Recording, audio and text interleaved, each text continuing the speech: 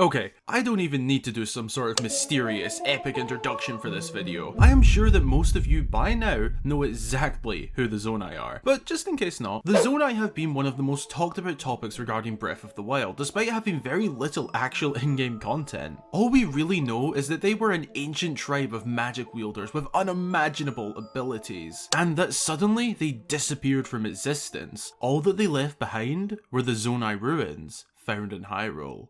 But what if I told you that there has actually been a discovery, a hidden secret within Breath of the Wild that has been there the entire time, and that nobody had figured this out? That was until today. Whilst playing Breath of the Wild recently, I discovered through a combination of random actions performed in a specific order that you can break the code and unlock a playable Zonai tribesperson that has been hidden within the game from the very beginning. What I am about to tell you is never before seen footage, so pay close attention. Be sure to subscribe if you haven't already, as we are on the road to 100,000 subscribers, and allow me to show you how I found a playable Zonai character in Breath of the Wild. Okay, so to clarify in advance, a lot of this will not make sense at first, as in why do we have to do this, or why do we have to go there, but all will be revealed at the end of the video.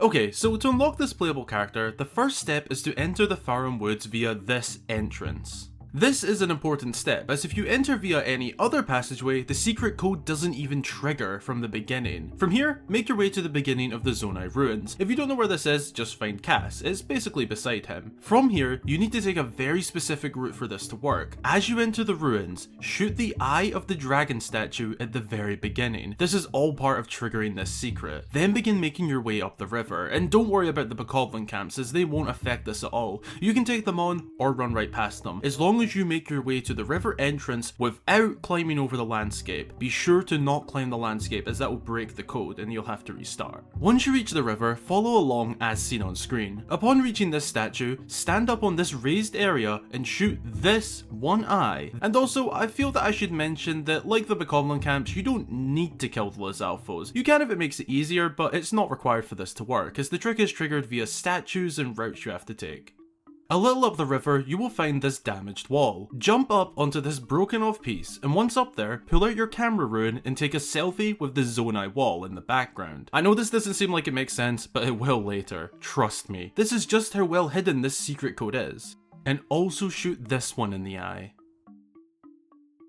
Now, the next part is fairly straightforward. Just make your way into the depths of the ruins until you reach the open dragon mouth, and before touching the steps to enter, hit both fangs, but the left one first, then the right with an arrow. And once that step is complete, enter the dragon's mouth. Now this part requires a small amount of precision. Continue onto the spring, but as soon as you reach the water, you must walk to the edge of the shallow water. Once here, jump twice and then open up the map. If you do any other command after jumping twice, that will break this, so make sure to open the map. Now, you must already have the Pumang Nita shrine unlocked, as you need to travel to this specific shrine. Once travelled, you've completed phase 1 of the code. From here, phase 2 is rather straightforward, but time consuming. From this shrine, you will need to make your way to the Typhlo ruins, but there is one small catch. I don't really know why, but you cannot shrine teleport, get on a horse, use the paraglider, jump,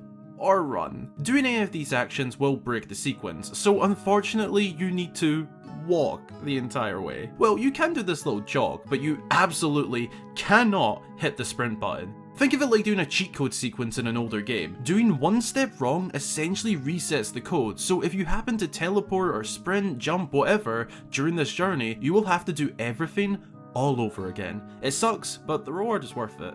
The route that you should take is as seen on screen. Honestly, this part was a lot more challenging than it seems, as the willpower to not just tap that sprint button or grab a horse was so difficult. But anyway, this is gonna be a long journey. Once you reach this part of the path, you will need to go off tracks to enter the ruins. Now on the pathway up, you will find a few more ruins. Don't touch these. This will ruin everything. Don't shoot it, don't bomb it, don't even breathe on it. Just leave these alone and enter the ruins. You have now entered phase 3. Now you need to be very careful here. Rule number 1, do not attack enemies or swing a weapon. This command will break the code. Rule number 2, do not wake up the Hinox, as this will also break the code. And rule 3, Do not set anything on fire. You can hold fire, but if you even ignite the torches or grass or whatever, you will reset this entire code. Darkness and quiet is key.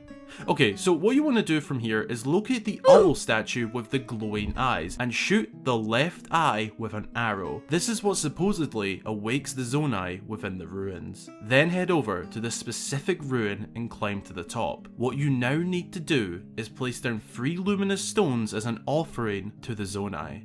This completes phase 3. Once you have done this final step, make your way to the exit of the Typhlo ruins and step outside. Once outside, turn around and re-enter the ruins.